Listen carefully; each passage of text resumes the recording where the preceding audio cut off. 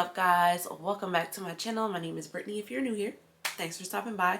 We're back for another reaction to some 600-pound life content. So this one is the worst eaters on My 600-Pound Life, Volume 6, Alan's story, Octavia's story, and more.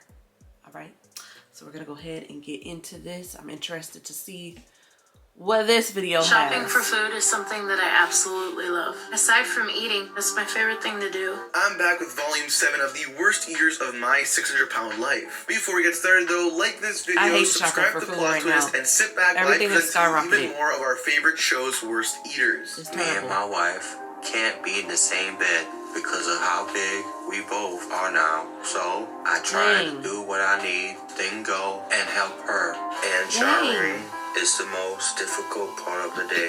It's the most active I have to be, and then I have to do it for VNA too. So I have to save some of my energy for that. Vianney and Alan live in Chicago, and they met when Vianney was 19 and Alan was 35. Alan expels a ton of energy bathing himself and brings a bucket into the living room to bathe Vianney. I'm embarrassed that I have to have Alan help me like this. I can't make it all the way to the back of the house, and that's where the bathroom's at, so I usually have Alan bring basin with some water and soap and give me like a bath. He's worked up a massive appetite, so let's see how he rewards himself in the kitchen. After I'm done helping VNA and she's dressed, we can finally eat. And I start cooking the second I can, because both of us been waiting to eat since we woke up. It's like we're in this cocoon where we're safe, and there's nothing that can hurt us. Okay, looks like we got a stack of about 10 pancakes, a dozen eggs about to be cracked, a giant greasy pile of bacon, and probably a lot more we can't see on camera. When I was 5, my mom got remarried, and I got a new stepdaddy, who became my best friend. But when I turned 10,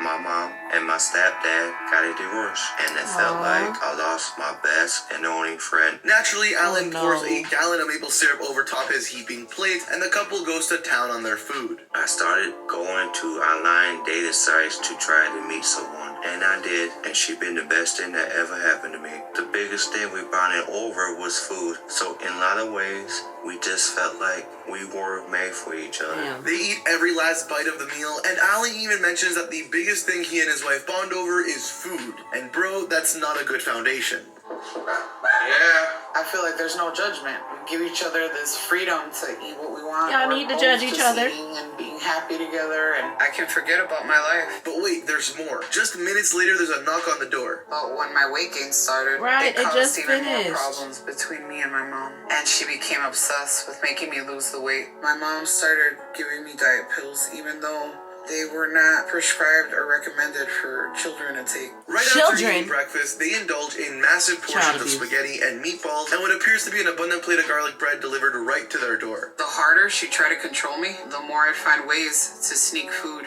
And that ultimately was the biggest rift in our relationship. Because eventually she gave up. Vianney dips everything in marinara sauce just to truly maximize her caloric intake. She's a true champion. So after that, I got really depressed. I felt like giving up on life. I was never going to get past all my demons. For dessert, they eat 2 big scoops of Neapolitan ice cream. Only fitting, right? But I want more than anything to have a normal life and to be able to go out and do things like other people. Because with how big we are, we can't do anything like normal couples do. So what we have isn't even a life at this point. And just as I was ready to close the book on these two, they really go the extra mile for me and order yet another meal. This time they order pizza and McDonald's. I'm 35 now, and I'm probably over 600 pounds. And now I'm at a point where I can feel my body breaking down more and more every day. What are we gonna have for dinner? What? That wasn't dinner? You know you're gonna be hungry in a minute. What time is it? Shut it all down. Send these two their trophy. They win the title of 600-Pound Life's worst eaters. My stomach couldn't fit all that, y'all. And so my first choice is either cake or my pockets can't afford all that. Nothing makes me feel as good as sugar does. So it's the first thing I have every day. Now, Tiffany says dessert is what she craves the most, so she usually starts her day with either cake or ice cream. Oh, the second I take a bite, all my pain and worry fade away for just a moment. So as long as I'm eating, it's like I'm invincible. nothing can hurt me. On this particular day though, she started with an entire pack of Oreos and a chocolate covered drumstick ice cream cone. God, even her cat is judging her. I'm barely able to function Not a cat around. judgment. But if I know we're gonna go shopping and get something to eat, I will push myself to try and go out. But I can barely fit in the car now and I get easily winded. She loves to go food shopping as it's her favorite sport. Shopping for food is something that I absolutely love. Aside from eating, it's my favorite thing to do, and it fills me with such excitement when I find what I want. My hip and my legs are in so much pain, and it takes just about everything in me to make it back to the car. She puts cookies, candy, soda, and cake in her cart and enjoys every minute, even though her hips and legs are in total pain. What year was this filmed? Can I get the double quarter pounder meal, large? An order of 20-piece nuggets as well. Cookies as well. Alright, 3063, that's what I'm playing. It's okay though, as she nurses the pain with a large double quarter pounder with cheese meal and a 20-piece chicken nugget. No matter what I eat or I thought how the much 20 I piece eat, was I for the never guy. seem to get full. And I would eat non-stop if I could. The problem isn't understanding that. It's not being able to change that. She rested on her belly and for a She needs moment all is counseling. well until she barks at her boyfriend to order her a pizza That is her as well. boyfriend. I'm done, but I'm still hungry. Alright. Can you order me a pizza? How? If Tiffany wants a specific food, I get it because I just want her to be happy.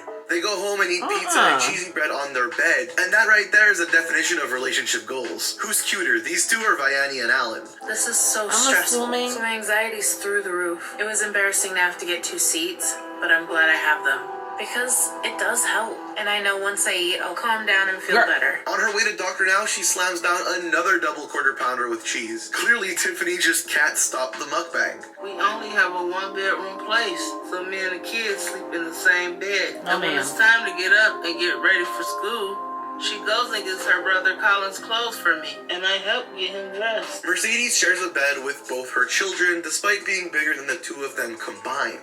Once Brittany Oh, helps me get dressed, I can finally eat, and I can't wait. For breakfast, usually Terry will come back over after he drops off the kids at school. And he knows what I like. My favorite is the sausage and bacon. For breakfast, can her friend makes her afford 10 strips of bacon, buying a ton of eggs, sausage, and toast. So that many shortly packs of after bacon Terry to cook leaves, all the my packs sister Tanika will come by each and day. check on me and bring me lunch. Ain't no way And she this knows filmed what I like too. close to So she always 2023. brings me something good. Next, her sister stops by and brings her lunch. Thank Ain't God, right. I thought she was gonna starve to death. And I could never really get full.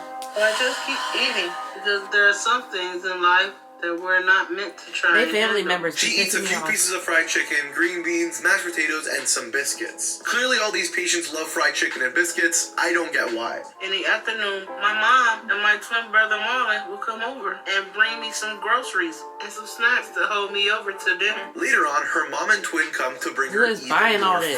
food. I know my eating is out of hand now, and my body doesn't have a lot more it could take. Why like are y'all this. buying But her I don't this? know how to do this any different, so I just keep getting worse. She eats a dozen donuts right in bed, which I assume is the highlight of her very uneventful day. In the afternoon, Terry gets the kids from school and drops them off, and then Kimori will start to make dinner for all of us. My mom's weight has really affected me because I have to do all the work. Right. She just sit there and I have to do everything. For dinner, And it's it's not multiple right. pizzas and, you guessed it, a ton of fried chicken and some mac and cheese. I And wish then I what could you help, teaching but your I can't do kids? much from my bed. But I love my time with them in the evening because we have dinner as a family in the bedroom. And I get to spend some time with them. She and her kids eat right in the bed they'll sleep in just moments later. It's truly a sad life, but boy is it good YouTube content. No, that is a sad, like, oh, that was a quick video. That was a quick video. We didn't go through that many people. That is seriously breaks my heart for those kids because, like, I know the mom probably has some underlying issues because, like I was saying, most of the people, I think they need, like, some form of counseling for maybe some traumatic events that have happened in their life to cause them to equate food to happiness now or food to coping with things. But then, like, when you go and have kids on top of that, and now you're, like, to me, creating a generational curse. Because, like, maybe if the people, like, the people that were the older generation for you, they weren't overweight, but now you started this coping mechanism with food, and then now you brought children into it, so they see you cope with food, so then when they need to cope with things, now they're going to rely on food, and, like, now we're starting a generational curse, which sucks. for your kids. And then, like, I know these people don't be wanting to intentionally hurt their kids like that and do that kind of thing, start that kind of thing off with their kids, but they can't help it because they need counseling. They need somebody to help them get over their traumas so that they can bring up a better life for their kids. But then you can't take your kids nowhere really to do anything because you're not mobile. And okay, great if you have people in your life that could take them out to do things, but then they're not going to have those memories of doing anything fun with you. Like with our son, you know, I like to take him to do new things, to experience new things. Even when my stepdaughter's here, I like to try and go out and do something because, you know, that's creating memories with them.